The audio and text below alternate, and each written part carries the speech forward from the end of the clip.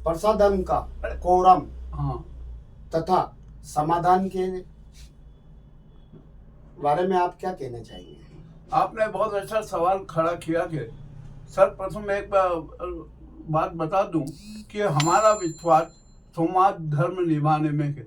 हम कोहराम नहीं मचाते, हम समस्याओं का समाधान भी प्रस्तुत करते हैं और यही समाज पालिका का सच्चा धर्म है। आइए आज हम जो 3 मुझे अभी जो सूचनाएं मिली हैं उसके बारे हम चर्चा करते हैं। तिरुपति बालाजी का लड्डू कांड तो आपने देख ही रखा के। उसी के साथ साथ आज एक सूचना आई कि एक महिला ने लड्डू प्रसादम खरीदा था और वो ले गई, जब वो प्रसाद बांटने लगी तो उसमें तंबाकू की पुड़िया कागज सहित मिली। ये कहाँ का केस है? ये वही आंध्रा का, आंध्रा का ही। ये वहीं का है। तो जब ये मामला आया तो हमने देखा कि ये कोई किसी की विद्वेष भावना का नहीं है। जो वहाँ लड्डू बनाते हैं वो तम्बाकू उसका सेवन करते होंगे, पाउच का सेवन करते होंगे और उनकी गलती से वो गिर गया और लड्डू के मसाले में और किसी ने ध्यान नहीं दिया, उसका लड्डू बन गया। ये घटना हुई। एक दूसरी घटना और हमारे सामने आई कि मथुरा में बांके बिहारी मंदिर में जो भोग लगता है उसके खोए के बारे में भी एक बड़ी विचित्र बात आई।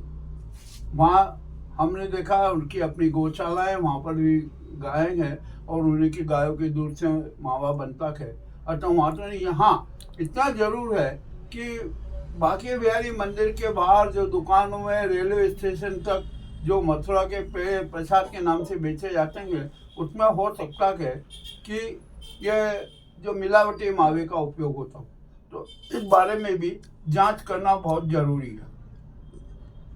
तीसरी बात एक मुंबई से आई। रिद्धि सिद्धि मंदिर के गणपति के प्रसाद में एक मरा हुआ चूहा निकला।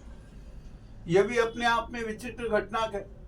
भैया आप जब मिठाई बनाओगे तो गणपति जी का वाहन तो चूहा है, वो तो खाने आएगा और उसकी मौत क्यों हुई? मेरा ख्याल है, जहाँ तक अपना सोच है कि उसने मीठे के लालच में बहुत ज़्यादा खा लिया, इस कारण डिहाइड्रेशन से उसकी मौत हो गई और किसी ने ध्यान नहीं दिया और वो प्रसाद के सजा गया।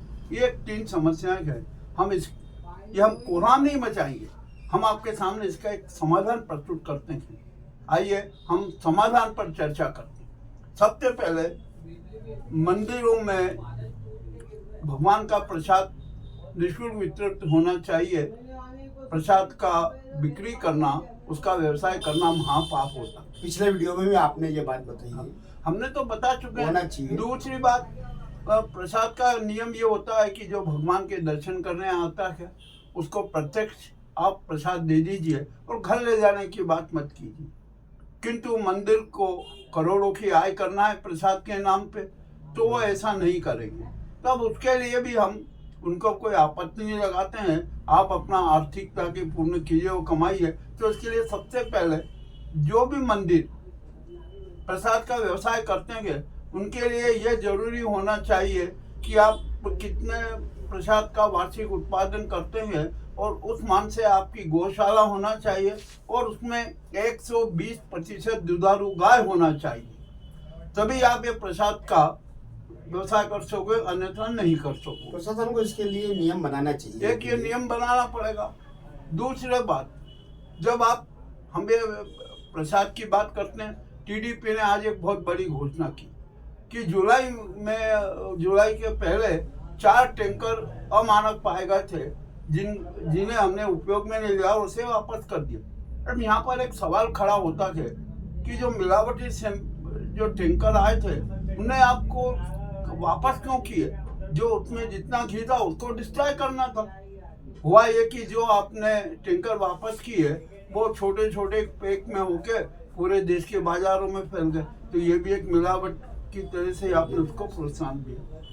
अब तीसरी बात एक आती है, जो भी ये जितना शुद्ध घी की जितनी कंपनियां हैं, डेयरी हैं, ये हैं, इन सबकी भी गोपनीय जांच होना चाहिए।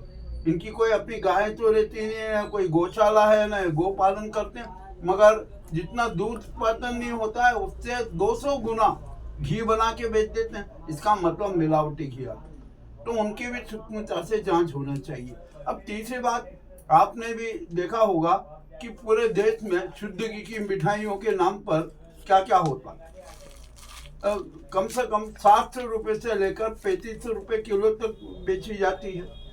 अब इसका क्या प्रमाण है कि ये शुद्ध घी की बनी हुई है? जब व्यापारी की यहाँ जाते हैं, सैंपल फेल होते हैं, वो कहते हैं अब हमने तो ये ब्रांडेड खरीदा है, अब इसमें हमारा क्या दोष? परंतु दोष उनका भी है। देखिए, भ्रष्टाचार जो होता है ना, इसके कारण होता है ये सब नहीं, कुछ। भ्रष्टाचार ये तो लापरवाही। जितने भी लोग हैं, अधिकारी लोग अपने इनकम के लिए करते हैं। ये तो पूरा ये सारा वो है। अब इस समस्या का समाधान भी खोजना पड़ेगा। तो एक चौथी बात और, जो भी प्रसादम में ड्राई फ्रूट मिलता है, क्या वो गुणवत्तापूर्ण है? मैं आपको एक बात याद दिला दूं कि नासिक में नकली ड्राई फ्रूट बनाने का कुटीर उद्योग चलता है, और वही कुटीर उद्योग जो नकली जो है, वही सारा ड्राई फ्रूट बाजारों में बेचा जाता है। अभी दिवाली आ रही है, आकर्षक पैक में करेंगे और नकली पूरा वो चलेंगे। कौन खोल के देख रहा है कि ये असली है या नकली है? यह एक बड़ी समस्या है। और इससे बड़ी एक और समस्या है कि अभी दीपावली आ रही है, गोवर्धन पूजा के दिन मंदिरों में अन्नकूट होता है। उनके अनेक मंदिरों की न तो अपनी गाय होती है, न कुछ नहीं होता है। वे बाजार से पैक घी लाते हैं, और जो घी लाते हैं उसको से मिष्ठान बनाते हैं, पकवान बनाते हैं, और परंतु ये पकवान निःशुल्क किसी भी भक्त को नहीं देते। उसके लिए 50 रुपये, 100 रुपये, 150 रुपये, 200 रुपये की रसीद कटाओ तो ही वो अन्नकूट का प्रसाद मिलेगा, अन्यथा नहीं मिलेगा। यह कुप्रथा भी हमें समाप्त करना पड़ेगी। अब इस सारा समस्या का एक समाधान मैं बताना चाहता हूँ कि लड्डू प्रसादम, जो भी प्रसादम आए वो पैक बॉक्स में मिलना चाहिए।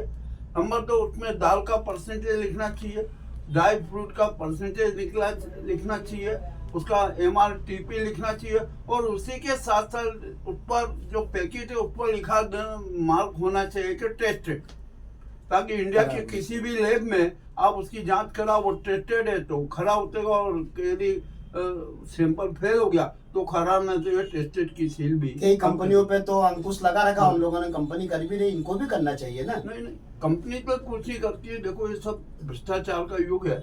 और तीसरी बात, मैं आपको एक बहुत बड़ी उदाहरण देता हूँ कि राजस्थान के चित्तौड़ में सांवलिया जी का मंदिर था, उसकी अपनी गौशाला थी, और उसमें 700 से अधिक दुधारू गायें थी, और उन्हीं गायों के दूध से मक्खन में मिश्री का प्रसाद बनता है, वो बटता है, और उन्हीं के गायों के दूध से घी बनता है, और उसका वहाँ पर प्रसाद बनता है।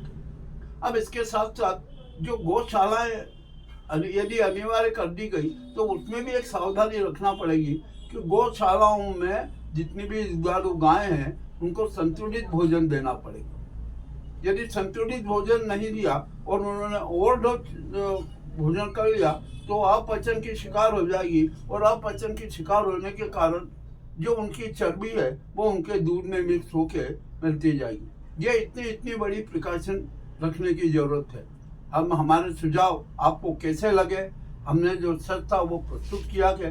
अब देखना है कि प्रशासन, शासन क्या इस मामले में निर्णय करता है, कदम उठाता है। हमने जो सच था अपने समाज धर्म का पालन कर दिया। हमारा काम है समस्या का कोहराम मचाना नहीं, उसका समाधान प्रस्तुत करना। आपको समाधान कैसे लगा हमें जरूर बताइए।